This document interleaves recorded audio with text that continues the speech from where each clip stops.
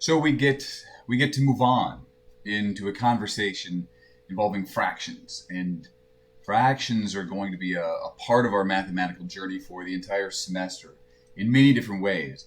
And some of the ideas and concepts that you're introduced to in this video and upcoming videos are going to go with us, right? To go with us on that journey. So I want you to be a little flexible, be a little open to trying some new things.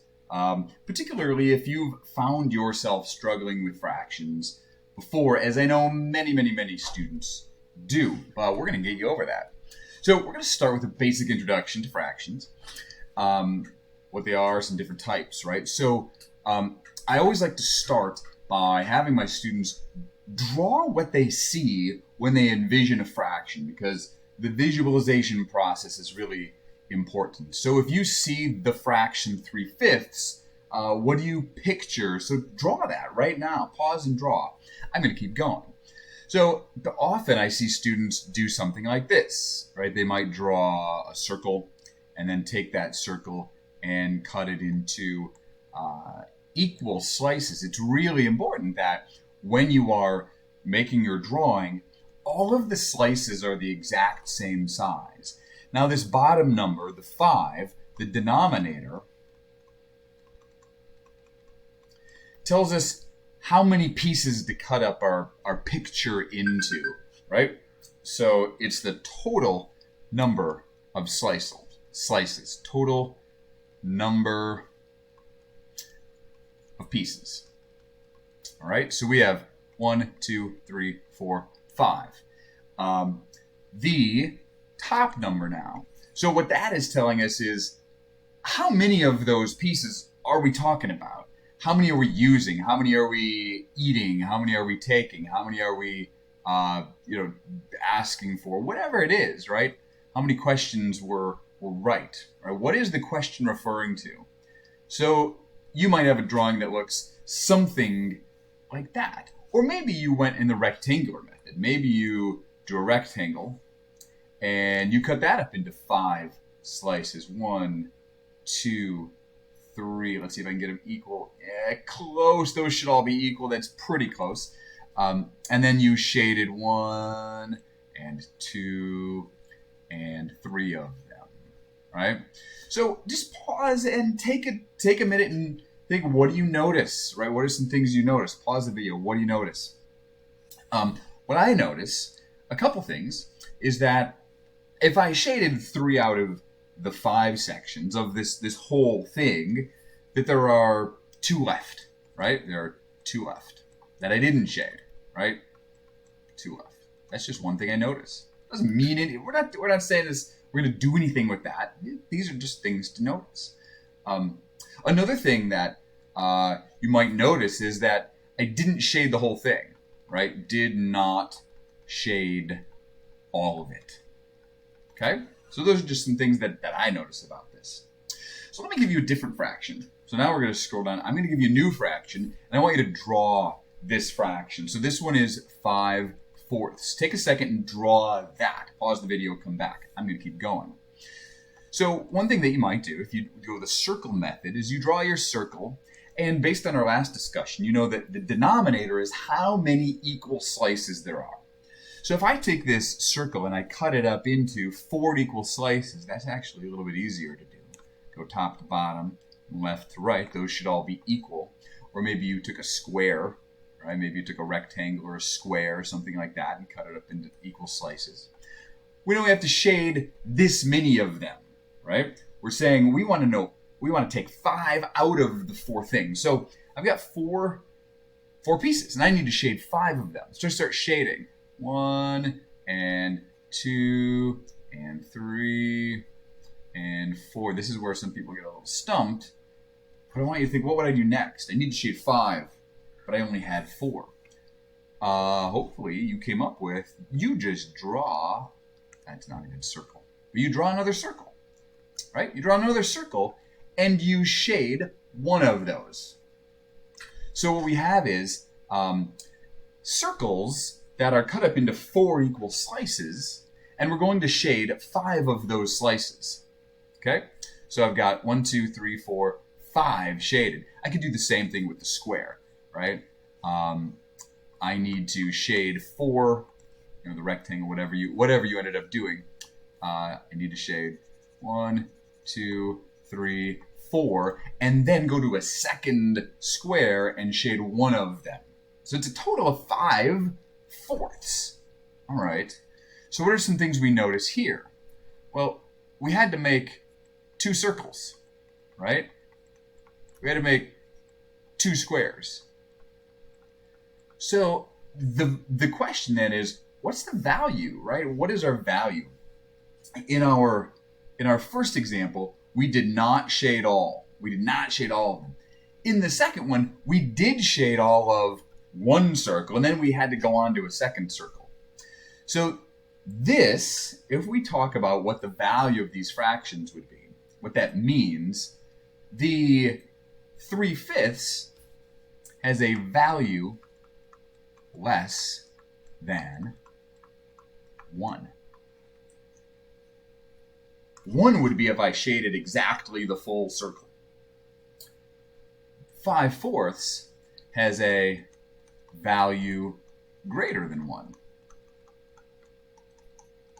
Because I did shade one entire circle or one entire square or one entire whatever, and then I had to make another one. This we can actually rewrite in a different way. We can say that we've got one full circle here plus a second fourth of a circle, right? We've got a whole entire circle here, and then we have another fourth of one. So 5/4 can be rewritten, if we want to, as one whole thing plus another fourth. This is how we would write that notation, 1 and 1/4.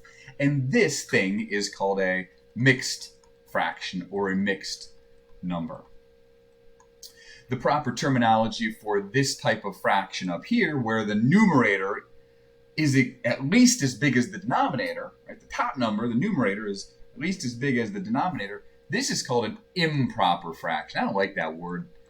It means like something's wrong with our fraction. It's just the name that some mathematicians gave it. It's an improper fraction. This one, right, where our numerator, right, our top number, is smaller than the denominator, this is called, well, you can probably guess. If this one is called improper, this one is called proper. So proper fraction, that's what we're used to working with, where the top number is smaller than the bottom number, okay? Improper fractions can be thought of as mixed numbers. Now what I'm going to say is, generally in algebra,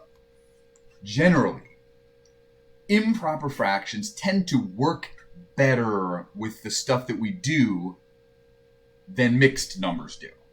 So generally, I'm going to say generally, in algebra, improper fractions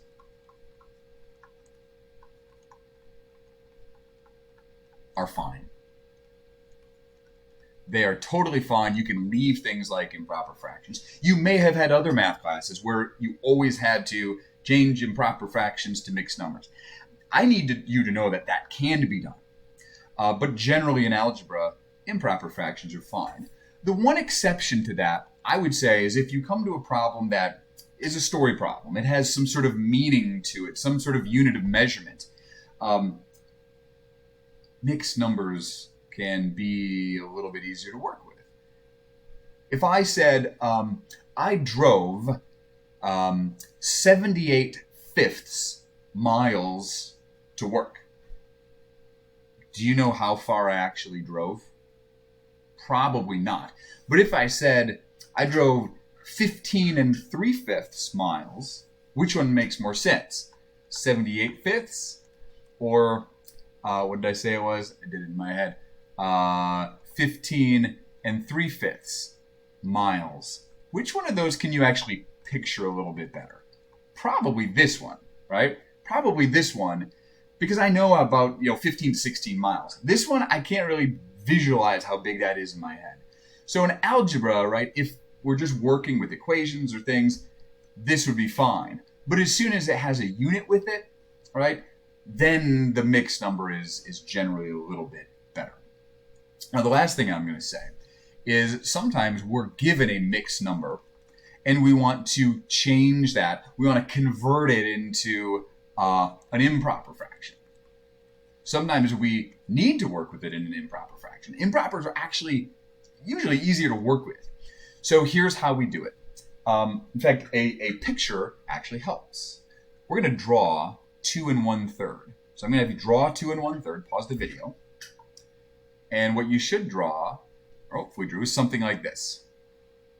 You drew two things that were completely shaded in, that were sliced into thirds. So this denominator is telling you how many slices each thing has. And you had to shade 2 of those circles completely in. Here's the 2, right?